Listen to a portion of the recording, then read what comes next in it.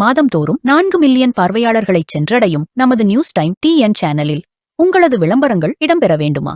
உடனே தொடர்பு கொள்ளுங்கள். 7603836167. உங்களது பிசினஸை அடுத்த கட்டத்திற்கு கொண்டு செல்ல எங்களுடன் இணையுங்கள். வணக்கம். நியூஸ் டைம் டிஎன் நேயர்களுக்காக நான் தாமோதரன் பிரகாஷ், தெருக்கூத்து பகுதியில். இப்போது நம்ம ஒரு முக்கியமான ஒரு விஷயத்தை விஜய் பற்றி ரிவீல் பண்ண போகிறோம். அவர் பிஜேபியுடைய பி டீம் தான். பிஜேபி அவர் டோட்டலாக கண்ட்ரோலில் எடுக்கிறாங்க. அவர் இனி பிஜேபிக்கு எதிராலாம் பெருசாக பேசுவார், பிஜேபிக்கு எதிராக பண்ணுவார், எல்லாத்தையும் நோ சான்ஸ். ஏன்னா வேலுமணி அமித்ஷாவுக்கு ரொம்ப க்ளோஸ். வேலுமணி முழுக்க முழுக்க களமிறங்கி விஜய்கிட்ட பேசிக்கிட்டு இருக்கார். விஜய்க்கு ஆதரவு தெரிவிக்கிறார். 25 எம்எல்ஏக்கள், அதிமுக எம்எல்ஏக்கள் விஜய்க்கு ஆதரவு தெரிவித்து களத்தில் நிற்கிறாங்க. ரைட்டுங்களா? இப்போது அவங்களுக்கு எதிராக புகார் பண்ணுறதுக்கு எடப்பாடி மூவ் பண்ணுறாரு. அதுக்கு ஆளுநர்கிட்ட புகார் பண்ணுறதுக்கு அப்பாயின்மெண்ட் கேட்குறாரு. எடப்பாடிக்கு அப்பாயின்மெண்ட் கொடுக்க மாட்டேன்றாங்க. ரைட்டா? ஆனால் எடப்பாடியும் அவங்க கைவிடல. எடப்பாடியும் கூட வச்சுக்கிறாங்க என்டிஏ. நீங்கள் இந்த நம்பிக்கை வாக்கெடுப்பில் பார்த்தீங்கன்னா பிஜேபி நடுநிலை. பிஜேபி ஆக்சுவலாக தேசிய ஜனநாயக கூட்டணி என்ன பண்ணோம்? விஜய்க்கு எதிராக நிற்கணும். எடப்பாடி விஜய்க்கு எதிராக நிற்கிறார். அப்போ தேசிய ஜனநாயக கூட்டணி எதிராக தானே நிற்கணும். ஆனால் தேசிய ஜனநாயக கூட்டணியில் இருக்கக்கூடிய ஒரு உறுப்பினரை குதிரை பேரம் நடத்தி மன்னார்குடி காமராஜை விஜய் கையில் எடுக்கிறார். அவர் ஓப்பனாக நான் விஜய் ஆதரிக்கிறேன்றாரு. தேசிய ஜனநாயக கூட்டணியில் இருக்கக்கூடிய முக்கியமான தலைவரான டிடிவி தினகரன் என்னை முதுகில் குத்திட்டார் மன்னார்குடி காமராஜ் அப்படின்னு சொல்கிறாரு. ஆனால் அதையும் மீறி தேசிய ஜனநாயக கூட்டணி நடுநிலை வகிக்குது. பாமக நடுநிலை வகிக்குது. அதே மாதிரி பாஜகவும் நடுநிலையை வகிக்குது. எடப்பாடி எதிர்க்கிறாரு, வேலுமணி டீம் சப்போர்ட் பண்ணுது. அப்போது இது யாரோட திருவிளையாடல்? அண்ணன் அமித்ஷாவுடைய திருவிளையாடல். ரைட்டுங்களா? பாம்புக்கு வாலையும் மீனுக்கு தலையும் காட்டுறாரு அமித்ஷா. இவர் இன்னும் மினிஸ்ட்ரி டோட்டலாக இவர் போடல. காங்கிரஸுக்கு 3 பேருக்கு மினிஸ்ட்ரி கொடுக்கறதுக்கான போட்டி நடக்குது. கத்பட், விஸ்வநாதன், ராஜேஷ்குமார், இந்த 3 பேருக்கு இடையில் போட்டி நடக்குது. இதில் யாருக்கு மினிஸ்ட்ரின்றது டிசைட் ஆகலை. ரைட்டுங்களா? ஆதவ் அர்ஜுனா மதுவிலக்கு துறை, செந்தில் பாலாஜியோட துறை, மதுவிலக்கு மற்றும் இபி துறையை கொடுக்குறாங்க. அதில் நீங்கள் பார்த்தீங்கன்னா இப்போவுமே இபி கான்ட்ராக்டர்லாம் அண்ணன் ஆதவ் பார்த்து ஃபுல் செட்டில்மெண்ட் ஓடிக்கிட்டு இருக்காங்க அந்த சைடில். வெங்கட்ராமன் எஜுகேஷனுக்கு கொடுக்குறாங்க. வெங்கட்ராமனுக்கு 40 வருட வரலாற்றில் 40 வருடங்களுக்கு பிறகு ஒரு பிராமணர் கையில் எஜுகேஷன் துறை, பள்ளிக்கல்வித்துறை என்பது போகுது. பள்ளிக்கல்வித்துறைன்றது ரொம்ப சென்சிட்டிவு. மத்திய அரசு அதுக்குள்ளே தான் வரும், பெரிய அளவுக்கு தலையிடும். இவர் ஆர்எஸ்எஸ் சார்புடைய ஒரு ஆள் வெங்கட்ராமன்.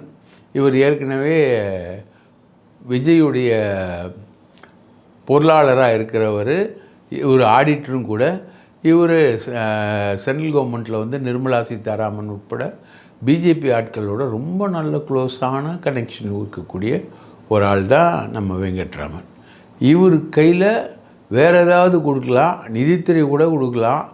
அவர் அப்படி ஃபைனான்ஸ் பார்த்தாரு, அது பார்த்தாரு, இது பார்த்தாருன்னு கொடுக்கலான்னு பார்த்தா இவருக்கு விஜய் கொடுக்க போகிற துறை பள்ளிக்கல்வித்துறை.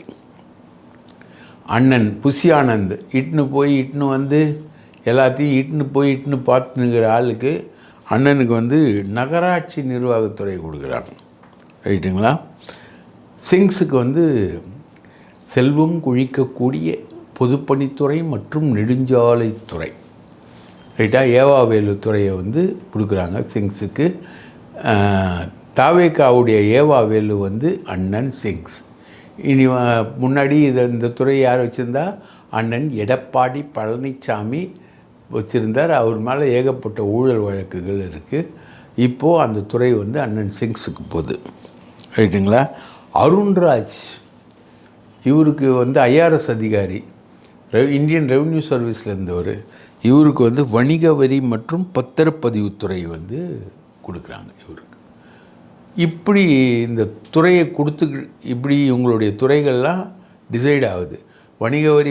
வணிக வரி மற்றும் பத்திரப்பதிவுத்துறை யாரோட துறையாக இருந்தது? அண்ணன் மூர்த்தியுடைய துறையாக இருந்தது. அவர் தான் இருக்கிற திமுக அமைச்சர்களே அதிகமான ஊழல் குற்றச்சாட்டுக்கு உள்ளானவர் அண்ணன் மூர்த்தி. ஒரு திருமணமே ஒரு 100-150 கோடிக்கு மதுரையில் பண்ணி பரபரப்பாக்கின ஒரு அண்ணன் மூர்த்தி. அந்த துறை வந்து இப்போது அருண்ராஜுக்கு போகுது. இவ்வளோ துறைகள் போனாலும் காங்கிரஸுக்கு யார் மினிஸ்ட்ரி அப்படின்றது இன்றைக்கி வரைக்கும் டிசைட் ஆகலை காங்கிரஸில். அது அவங்களுக்குள்ள 3 பேருக்குள்ளே சண்டை நடக்குது. செல்வ பெருந்தகை மேலே வந்து கடுமையான அதிருப்தி வந்து காங்கிரஸுக்கு இருக்குது. அவரு கூட ஒரு கட்டத்தில் அவர் காங்கிரஸை விட்டு விலகி திமுகவுக்கு போயிடுவார் அப்படின்ற மாதிரி ஒரு நிலவரம் வந்து நடந்துக்கிட்டு இருக்கு. இந்த சூழ்நிலையில் பார்த்திங்கன்னா காங்கிரஸு இன்டேக் ஆகக்கூடிய மினிஸ்ட்ரியே யாருன்னு டிசைட் ஆகாமல் சண்டை ஓடிக்கிட்டு இருக்கு. இவங்களும் கொடுக்கல. என்ன மினிஸ்ட்ரி கொடுக்க போகிறாங்கன்னு தெரியல விஸ்வநாதனுக்கும் ராஜேஷ்குமாருக்கும். 1967க்கு அப்புறம் முதல் முறையாக காங்கிரஸ் வந்து ஒரு அமைச்சரவையில் பங்கேற்குது அப்படின்றது முடிவாயிருக்கு. தாவேக்காக்கு முதல்ல வந்து ஆதரவு தெரிவித்தது காங்கிரஸு.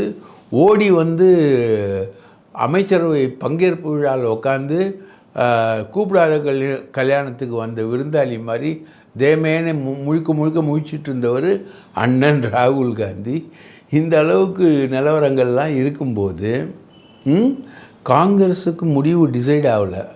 ஆனால் வேலுமணி, அண்ணன் நத்தம் விஸ்வநாதன், காமராஜ், கரூர் விஜயபாஸ்கர், புதுக்கோட்டை விஜயபாஸ்கர் உட்பட 5 பேருக்கு, இவங்க 5 பேருக்கு என்ன மினிஸ்ட்ரின்றது ஒரு பெரிய அளவுக்கு வருது. இல்லை ஆதவுக்கு வந்து இபி கொடுத்தா நத்தம் விஸ்வநாதன் அதில் கிளாஷ் ஆகுறாரு. எனக்கு தான் இபி அப்படின்றார் அவர். ரைட்டுங்களா. அது மாதிரி ஒவ்வொரு சுகாதாரம் வந்து நம்ம புதுக்கோட்டை விஜயபாஸ்கருக்கு சுகாதாரம் போகிற மாதிரி, டிரான்ஸ்போர்ட் வந்து கரூர் விஜயபாஸ்கருக்கு போகிற மாதிரி, அக்ரி வந்து ஆர் காமராஜுக்கு போகிற மாதிரி, இந்த மாதிரி ஒவ்வொன்றும் நெகோஷியேட் ஆகிட்டுருக்கு. இதெல்லாத்தையும் விட முக்கியமானது வந்து ஆதவ் அர்ஜுனாவுடைய மாமியார். அவங்க தான் ஹீரோயினே. இந்த அமைச்சரவையோட ஹீரோயின் யார்னா ஆதவ் அர்ஜுனாவோட மாமியார் லீமா ரோஸ். இது வரைக்கும் அந்த அம்மா வந்து இவங்களுக்கு மட்டுமே 500 கோடி ரூபா செலவு பண்ணியிருக்காங்க. ஒவ்வொரு எம்எல்ஏக்கும் 15 கோடி ரூபா போயிருக்கு. 15 கோடி ரூபா கிட்டத்தட்ட கொடுத்துருக்காங்க. எடப்பாடி வந்து 15 கோடி ரூபா நான் தரேன்னு ஆஃபருக்கு போகும்போது முதல்ல 5 கோடி ரூபாய் இவங்க கொடுக்குறாங்க. அப்போ எடப்பாடி 15 கோடி ரூபா நான் தரேன்ற ஆஃபரை அவர் முன்வைக்கிறாரு. அதுக்கு போட்டியாக இந்தம்மா 15ல் அதுக்கு மேலேயே 1 கோடி ரூபாய் சேர்த்தே கூட கொடுத்துருப்பாங்க. 16 கோடி கொடுத்து 25 பேரை இவங்க தக்க வைக்க 22 பேரை எடப்பாடி தக்க வைக்கிறாரு. இப்போது எடப்பாடி வந்து இவங்க மேலே கடுமையான கோபத்தில் இருக்கார். இவங்க மேலே வந்து பாஞ்சு இவங்கள வந்து கவர்னர்கிட்ட கம்ப்ளைண்ட் பண்ணுறது. ஏற்கனவே போன தடவை எடப்பாடி ஆட்சியில் இருக்கும்போது 18 எம்எல்ஏக்கள் வந்து தினகரன் நாட்கள் வந்து எடப்பாடிக்கு ஆதரவு கொடுக்காம அவங்க எதிர்த்து வாக்களித்ததுனால அந்த 18 பேரையும் பதவி இழக்க செஞ்சு அவங்க இன்றைக்கி அட்ரஸ் இல்லாத அளவுக்கு ஆக்கினவர் எடப்பாடி. ரைட். அஃப்கோர்ஸ் அப்போ வந்து பிஜேபி வந்து எடப்பாடி கூட இருந்தது. இன்றைக்கி இந்த 25 பேர் வந்து விஜய்க்கு ஆதரவு தெரிவிக்கிறாங்க. அவங்கள அட்ரஸ் இல்லாமல் ஆக்கிறதுக்கு கட்சி தாவல் தடுப்பு சட்டத்தை கொண்டு வராரு எடப்பாடி. முதல்ல அவங்க கட்சி பதவியெல்லாம் நேற்றே பறிச்சிட்டார். அதுக்கு அடுத்தது அவங்கள வந்து எம்எல்ஏ பதவி பறிக்கிறதுக்காக சட்டப்படி மூவ் பண்ணுறாரு, கோர்ட்டில் வழக்கு போட போகிறாரு, அதெல்லாம் மூவ் பண்ணுறாரு. ஆனால் இதில் முக்கியமான ரோல் யாருதுன்னு பார்த்தீங்கன்னா சபாநாயகர்தும் கவர்னர்தும் ஒரு முக்கியமான ரோல். அதுக்கு ஒரு ட்ரை பண்ணும்போது கவர்னரோட அப்பாயின்மெண்ட் கிடைக்கல, சபாநாயகர் அப்பாயின்மெண்ட்டும் இவருக்கு கிடைக்கல. அஃப்கோர்ஸ் சபாநாயகர் அப்பாயின்மெண்ட் கிடைக்காத ஒரு விஜயோட சபாநாயகர் அவர் வந்து அவங்களுக்கு ஆதரவு தெரிவித்த எம்எல்ஏக்கள் பதவி நீக்கம் பண்ணுறதை அவங்க எப்படி விரும்புவாங்க? அது வந்து எடப்பாடி ஒரு ஃபைட்டுக்கு போயிட்டு வரணுன்னா பிஜேபி அந்த ஃபைட்டுக்கு சப்போர்ட் பண்ண தயாராக இல்லை. ஆனால் இன்டைரக்டாக எடப்பாடி நம்மால் தேசிய ஜனநாயக கூட்டணி, நம்மலாம் தேசிய ஜனநாயக கூட்டணி அப்படின்னு அமித்ஷா சொல்கிறாரு. ஆனால் தேசிய ஜனநாயக கூட்டணியில் இருக்க பாஜக போஜராஜனும் பாமகவும் வந்து விஜய்க்கு எதிராக இல்லை, நடுநிலை வகிக்கிறாங்க அவங்க. ரைட்டா? இதுக்கிடையில் பாமகவும் அமைச்சரவையில் சேர்றதுக்கான ஒரு மூமெண்ட்டில் இருக்குது. அந்த அம்மா சௌமியா அன்புமணி வந்து எனக்கு டெப்டி சீஃப் மினிஸ்டர் வேணும்னு கேட்குறாங்க. பார்த்தீங்களா? இந்த சைடில் லீமா ரோஸு எனக்கு டெப்டி சீஃப் மினிஸ்டர் வேணும்னு கேட்குறாங்க. இங்கே பார்த்தீங்கன்னா சௌமியா அன்புமணி எனக்கு டெப்டி சீஃப் மினிஸ்டர் வேணும்னு கேட்குறாங்க.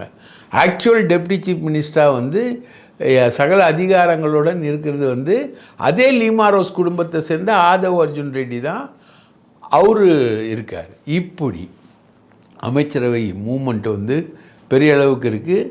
இதில் பிஜேபி வந்து டபுள் ரோல் ப்ளே பண்ணுது. என்னென்னா இப்போது விஜய்க்கு அட்வைஸ் என்னென்னா காங்கிரஸ் அமைச்சரவையில் சேர்க்காது. அவங்க வெளியிலேருந்து ஆதரவு கொடுக்குறாங்க, உள்ளேருந்து ஆதரவு கொடுக்குறாங்க. அவங்க 5 பேர் தான்.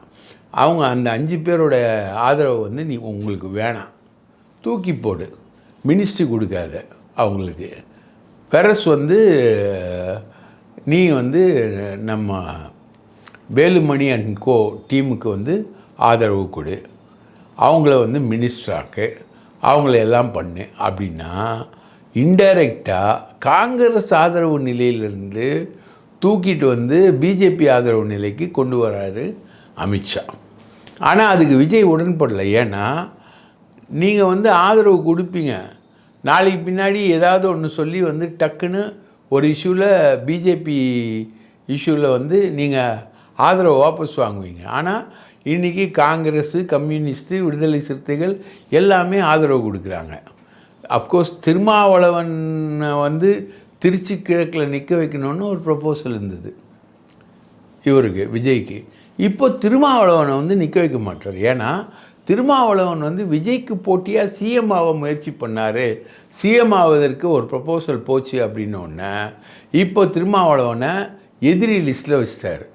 ஏட்டா அஃப்கோர்ஸ் வன்னியரசு, இன்னொருத்தர் காட்டுமன்னார் கோயில் எம்எல்ஏ, இவங்கெல்லாம் வந்து விஜய்க்கு ஆதரவு தெரிவிக்கக்கூடிய ஆட்களாக இருக்கிறாங்க. ஆனாலும் திருமாவளவன் முதல்வராக ட்ரை பண்ணார் அப்படின்றதில் இவர் எதிரி கண்ணோட்டத்தில் போயிட்டு இப்போது திருச்சி கிழக்குக்கு யார் கேண்டிடேட்டு அப்படின்னா சகாயம் ஐஏஎஸ் பையன், அவரும் கூப்பா அல்லது கூப்பா கிருஷ்ணன், இவங்க 2 பேரும் மோதுறாங்க. இவர் அப்படியே ஜெயலலிதா மாதிரி தான். இவர் யாருக்கு ப்ரிஃபர் பண்ணுவாருன்றதை சொல்ல மாட்டார், அப்படியே ஜெயலலிதா ஸ்டைல் தான். இவர் வந்து அதுக்கப்புறம்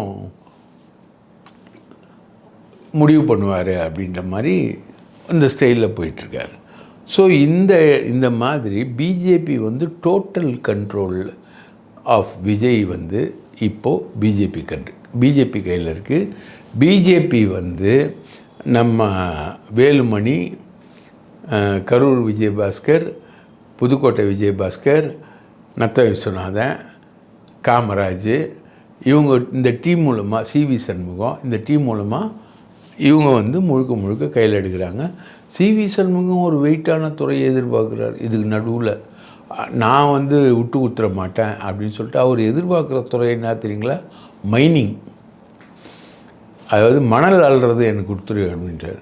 மணல் அள்ளுறதில் மட்டும் ஒரு மாதம் 25,000 கோடி ரூபாய் அடிக்கலாம். அந்த துறையை வந்து இப்போ கேட்குறது வந்து அண்ணன் சிவி சண்முகம். நீங்கள் இதெல்லாம் கேட்பீங்களா, உங்களெல்லாம் விட்டாதானே நீங்கள்லாம் கேட்பீங்கன்னு அண்ணன் எடப்பாடி வந்து கங்கணம் கட்டிக்கிட்டு இறங்கியிருக்காரு. எடப்பாடிக்கும் சிவி சண்முகத்துக்கும் வேலுமணிக்கும் நடக்கக்கூடிய மோதலில் அமித்ஷா வந்து அம்பியர் வேலையை பார்த்துட்ருக்காரு. இவங்களுக்கும் சப்போர்ட் பண்ணல, அவங்களுக்கும் சப்போர்ட் பண்ணல, நடுநிலையாக நிற்கிறேன் அப்படின்றதுல அதிமுக வந்து இப்போ பீஸாக உடஞ்சி நிற்கிது. இவங்களை எல்லாரையும் தூக்கிட்டு எடப்பாடி நடவடிக்கை எடுத்திருக்காரு. இதை வந்து அவர் முன்கூட்டியே அவர் எடுத்திருக்கணும்.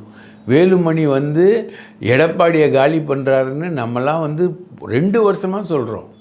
வேலுமணியுடைய இன்டென்ஷன் இது. வேலுமணி வந்து இந்த வேலையெல்லாம் செய்கிறாரு. வேலுமணி செய்கிறதுக்கு பின்னாடி பிஜேபி இருக்குது. வேலுமணி வந்து எடப்பாடியை காலி பண்ணுறாரு அப்படின்னு சொல்லிட்டு இப்போ வேலுமணி என்ன பண்ணுறாரு, போதாக்குறைக்கு சசிகலாவை கையில் எடுக்கிறாரு. சசிகலா டிடிவி தினகரனை கையில் எடுத்துகிட்டு இவங்கெல்லாம் எங்கள் கூட அப்படின்றாரு வேலுமணி. இப்படி ஒரு பெரிய இது வந்து பொதுக்குழுவை கூட்டுறது, பொதுக்குழுவில் வந்து பொதுச் செயலாளரை மாற்றுறது, சசிகலாவை உள்ளெடுக்கிறது, டிடிவி தினகரனை உள்ளெடுக்கிறது, இந்த வேலையெல்லாம் நடக்கும். ஓபிஎஸ்ஸை வந்து உள்ளெடுக்க முடியாது. ஓபிஎஸ் வந்து முழுக்க திமுக சைடு போனதுனால அவரை வந்து உள்ளெடுக்க முடியாதுன்ற ஒரு கண்டிஷனில் இருக்கார். ஆக மொத்தம் விஜய்க்கு வந்து நித்திய கண்டம் பூர்ண ஆயுசு. திருமாவளவனை பிடிக்கல, அவர் முதல்வர் பதவிக்கு போனார், அவரை பிடிக்கல, ரைட்டா. இங்கே இப்போ பிஜேபி லைனை ஒரு எடுத்தார்னா காங்கிரஸ் காண்டாயிடும். ராகுல் காந்தி அளவுக்கு நட்பு வச்சு உடன்பிறவா சகோதரர்கள் மாதிரி பழகி எல்லா சீனும் போட்டுக்கிட்டு இருந்த ராகுல் காந்தியை இவர் காலி பண்ணுற மாதிரி பிஜேபி லைனை இவர் கையில் எடுக்கிறார். பிஜேபி இவர் லைனை கையில் எடுக்குது. இவர் மொத்தத்தில் இவருக்கு எடுத்த உடனே எல்லா Z+ செக்யூரிட்டி உட்பட எல்லாமே கொடுத்து ஆதரித்தது பிஜேபி. இப்போது முதலமைச்சர் ஆனவொன்னு Z+ கொடுக்குறாங்க. அதெல்லாமே ஆதரித்தது பிஜேபி. அதனால் இவர் பிஜேபி பி டீமாக இவர் வந்து பரிணமிக்கிறார், ரைட்டா. அந்த மாதிரி பரிணமித்து வரும்பொழுது இவருடைய இந்த அவதாரம் கொஞ்சம் வித்தியாசமாக போகுது. இதை வந்து கம்யூனிஸ்ட்டுகள் வந்து ஆதரிக்க மாட்டாங்க. இதை வந்து விசிக ஆதரிக்காது, ரைட்டா. ஸோ இங்கேயுமே இவர் ட்ரெயின் அவுட் ஆகுறாரு. விசிக கம்யூனிஸ்ட் காங்கிரஸ்கிட்டே ஒரு ட்ரெயின் அவுட் ஆகுறாரு. இவங்க இந்த 25 பேர் ஆதரவோடு போகணுன்னா இவங்கள வந்து எடப்பாடி காலி பண்ணுவார். எடப்பாடி விடவே மாட்டார், இவங்கள காலி பண்ணுவார். இதுக்கு வந்து பிஜேபி டபுள் ரோல், பாம்புக்கு தலை மீனுக்கு வால் மாதிரி டபுள் ரோல் ப்ளே பண்ணும்போது இந்த சிக்கல் வந்து மேலும் அதிகமாகும். இது நித்தியகண்டம் பூர்ண ஆயுசு கதையில் தான் விஜய் சர்க்கார் போகும் அப்படின்னு சொல்கிறாங்க அரசியல் பார்வையாளர்கள். இந்த நிலையில் 2 முக்கியமான ஐபிஎஸ் மாற்றங்கள் நடந்திருக்கு. பார்த்திங்கன்னா டேவிட்சன் தேவாசீர்வாதம் வந்து ஆவின் விஜிலன்ஸுக்கு போட்டிருக்காங்க. அவர் வந்து ஆளினாலாக இருந்தவர், முழுக்க சரியான பவர்ஃபுல். அவர், உதயச்சந்திரன், செந்தில்வேல் 3 பேரும் வந்து இப்போ ஒரு பெரிய ஃபோர்ஸாக இருந்தாங்க. இந்த கவர்மெண்ட்டை, ஸ்டாலின் கவர்மெண்ட்டை வந்து பெருசாக கைட் பண்ணாங்க. கரூர் விஷயத்தில் வந்து இவர் வந்து டேவிட்சன் தேவாசீர்வாதம் தான் போய் சாட்சி சொல்கிறாரு, விஜய்க்கு எதிராக சாட்சி சொல்கிறாரு. அவரோட சிஷ்யன்தான் ஜோஸ் தங்கையா, கரூர் எஸ்பி, அவரும் சாட்சி சொல்கிறார். இவங்க 2 பேர் சாட்சி சொன்னதை வச்சு தான் விஜய்கிட்ட கேள்வி மேலே கேள்வி வந்து கேட்குறாங்க. அதுக்கப்புறம் இவர் என்ன பண்ணுறாரு, இந்த இன்சிடெண்ட்டெல்லாம் மறந்துடுவாங்க அப்படின்னு சொல்லிட்டு ஜூனியர் விகடன் கலைச்செல்வன் ஒருத்தர் இருக்கார். அவர் இப்போ தேவையில்லாத இந்த ரோல்லாம் ப்ளே பண்ணுறார். ஜூனியர் விகடன் கலைச்செல்வன் மூலமாக இவர் போய் உக்காந்து அவங்கக்கிட்ட உக்காந்து விஜய்கிட்ட பேசி, விஜய் தேர்தலுக்கு முன்னாடியே விஜய் ஜெயிப்பார்னு பேசி, விஜய் பதவி ஏற்கும்போது முழுக்க பல்லு தெரிய சிரித்து முதல்வர் அலுவலகத்தில் போய் உக்காந்து இவரை பார்த்து எல்லா வேலையும் பார்த்தார். இவர் வந்து சு வெங்கடேசன் மூலமாக உதயச்சந்திரன் வந்து எப்படியாவது மேலே வந்துடலாம் அப்படின்னு அவர் ட்ரை பண்ணார். உதயச்சந்திரனை நேற்றே டிஸ்போஸ் பண்ணுறாங்க, ரைட்டா.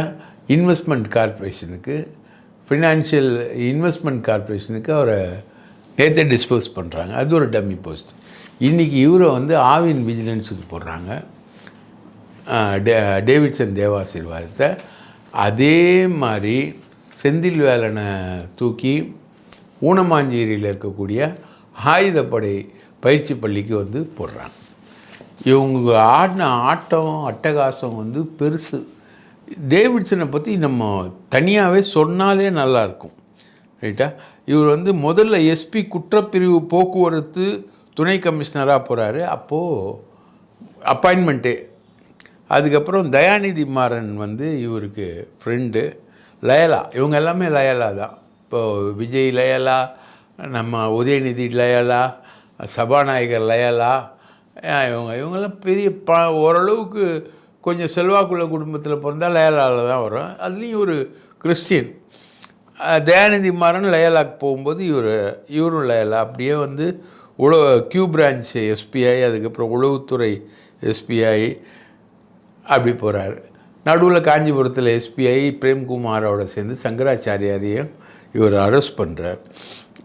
மத்திய போதைப்பொருள் டிஐஜியாக போகிறார், ஐஜியாக போகிறார். அதுக்கப்புறம் வந்து முழுக்க இவர் வந்து தலைகீழாக மாறுறாரு. ஜாதி வெறி, பதவி வெறி, தலைகீழ் மாற்றம் வருது. இவருக்கு நண்பர்கள் எல்லா நண்பர்களையும் பகை பண்ணுறாரு, ரைட்டுங்களா? அதுக்கப்புறம் இவர் வைக்கிறது தான் வந்து சட்டம். இந்த டீமில் பார்த்திங்கன்னா சிஎம் செக்ரட்டரி சண்முகம்னு ஒருத்தர் இருக்கார் நம்ம ஸ்டாலினுடைய டீமில். அதே மாதிரி உமாநாத், உதயச்சந்திரன், டேவிட்சன் தேவாசிவா, இந்த 4 பேர் வச்சு தான் சட்டம். யாரை வேணால் எங்கே வேணால் மாற்றுவாங்க. அது இல்லாமல் மதுரைக்கு கீழே இருக்கக்கூடிய உளவுத்துறை முழுக்கவே வந்து இவருடைய சாதி டீமை வந்து போட்டுடுறாரு முழுக்க. அதே மாதிரி லஞ்ச ஒழிப்புத்துறைக்கு அதிகாரியாக போகிறாரு. டிஜிபி ஆனவன லஞ்ச ஒழிப்புத்துறைக்கு போகிறாரு. அங்கேயும் முழுக்க இவருடைய சாதி ஆட்களை வந்து போட்டுடுறாரு, ரைட்டுங்களா? இந்த மாதிரி சாதி வெறி எல்லா வெறியோடையும் இவர் இருந்தவர் வந்து பார்த்திங்கன்னா இப்போது யூனிஃபார்மே இல்லாத ஆவின் விஜிலன்ஸுக்கு போட்டிருக்காங்க. இவரை ட்ரான்ஸ்ஃபர் பண்ணியிருக்காங்க. அங்கே வந்து ஒரே ஒரு எஸ்பி இருப்பான். அவனும் யூனிஃபார்ம் போடாத ஒரு ஆள் தான். அவன் யாருமே சல்யூட் கூட அடிக்க மாட்டாங்க. அங்கே போலீஸ் ஆஃபீஸே கிடையாது. அங்கே தூக்கி இவரை போட்டிருக்காங்க. அது இல்லாமல் இப்போது விஜய் டீம் பண்ணியிருக்க ஒர்க்கு வந்து பார்த்திங்கன்னா உளவுத்துறையில் வந்து 7 போஸ்டிங் போட்டிருக்காங்க. எல்லாமே சென்சிட்டிவான போஸ்டிங்கு. நம்ம அஸ்ராகாருக்கு உளவுத்துறை ஐஜியாக வராங்க இல்லையா, ஐஜியாக போட்டிருக்காங்க இல்லையா, அவருடைய உளவுத்துறை அவர் நார்த் ஜோன் ஐஜியாக இருக்கும்போது காஞ்சிபுரம் எஸ்பியாக இருக்கக்கூடிய சண்முகத்தை எஸ்எஸ்பியாக போட்டிருக்காங்க. அதுக்கப்புறம் மயில்வாகனன்னு ஒரு போஸ்டிங்கு, 4 டிஐஜி போஸ்டிங்கையும் மாற்றுறாங்க உளவுத்துறையில். மொத்தம் ஒரு 10 போஸ்டிங் வந்து உளவுத்துறையை வந்து 3 டிஐஜி 4 எஸ்பி எல்லாரையுமே மாற்றுறாங்க அவங்க. அதுக்கப்புறம் உளவுத்துறை டிஜிபியாக இருக்காங்க பாலநாகதேவி, அவங்கள தூக்கி சைபர் கிரைமுக்கு போட்டுடுறாங்க, ரைட்டுங்களா? இந்த மாதிரி முழுக்க கெடுவான் கேடு நினைப்பான். இந்த போலீஸ் ஃபோர்ஸையே டோட்டலாக ஜாதி வெறி பணவெறியில் டாமினேட் பண்ணி கேவலப்படுத்தி யார் கூட வேணால் எப்போ வேணால் சேரலாம் அப்படின்ற மாதிரி ஒரு விதமான, அதாவது என்ன சொல்லுவாங்க, சில பேர் வந்து யாரை பார்த்தாலும் சிரிப்பான். அண்ணே வணக்கனே, அண்ணே வணக்கனே அப்படின்னு. வெள்ளைக்காக்கா பறகுது, அண்ணே 1 இல்லைண்ணே 2 பறகுதுண்ணே வெள்ளைக்காக்கா அப்படின்னு சொல்லக்கூடிய இந்த காக்கா பிடிச்சி அதிகாரத்தோட மையத்தில் உட்காந்து தன்னுடைய இன்ட்ரெஸ்ட்டு பணம் சம்பாதிக்கிறது, ஊழல் பண்ணுறது, இதுக்கெல்லாமே ஆளாக இருந்த ஆட்கள் ஒரு காலகட்டம் வரும்போது பாதிக்கப்படுவான்.